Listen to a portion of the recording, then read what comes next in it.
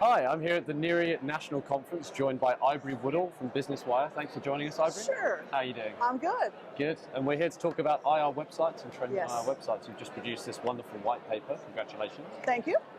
So it's split into three sections, and I'd love to just kind of talk through them a little bit and the sort of trends that you're talking about. So the first thing that you talk about is internal workflow. Right. Just sort of elaborate a little bit there. Well, there's a lot of things that you really should pay attention to when it comes to your IR site, because you really do not want it to be a burden, if you will. Going beyond just the basic hardware security, you need to be focused on internal workflow in the sense of how you're going to get out your earnings materials. Sure. One of the things that we at Business Wire highly recommend with our Investor HQ site is we will not post any earnings material before it's time, okay? Right. And that's why sending out the press release and having it automatically post to the IR site is still always the best way to go. Okay. No one can have access to it.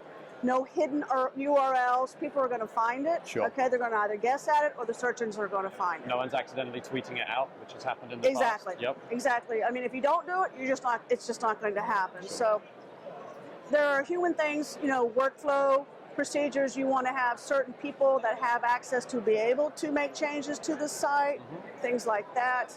So you have to think about your team. Sure. It's not just the website, it's your team as well, and how they're going to handle and manage the website. So there's a lot of internal workflow aspects. And then the second section is technical compatibility. Right. Which, after several of these video interviews, is actually a bit of a tongue twister, surprisingly. But anyway, if you can tell us a little bit about that section of the website. Okay, the technical compatibility is this, you try to be as efficient as you possibly can, because the more efficient you are, the more you're going to save on time and on money. So in essence, if you're sending out press releases over, let's say Business Wire for a fact, you want those to post not just automatically, but directly. You want the two technical machinery, if you will, to be compatible. Because if not, then they're going through another step. Anytime you add an additional step to a workflow, you're going to add additional risk. So you need to know and pay attention to how your news is getting to your IR site, and if there are additional hidden steps that you're unaware of, because it could possibly delay the earnings release or even lose the earnings release, and then you have trouble.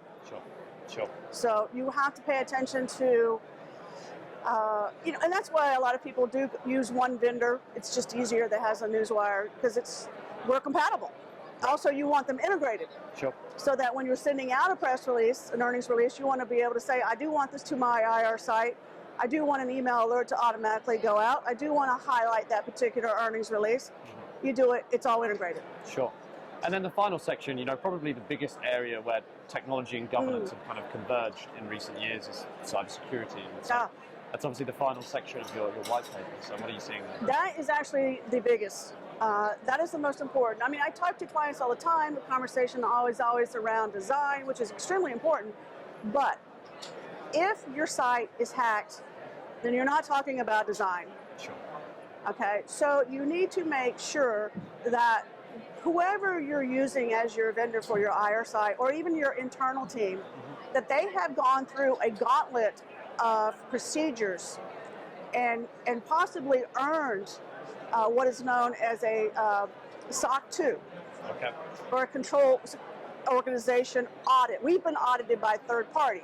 Sure. So we follow these standard procedures, internal industry procedures, that will actually make sure that we go in our risk flow, our internal risk flow, as far as it being internal, is as risk-free as possible. Okay, so some of the things that you do there are you limit access to your servers. You limit remote access to your servers. Sometimes you block IP addresses.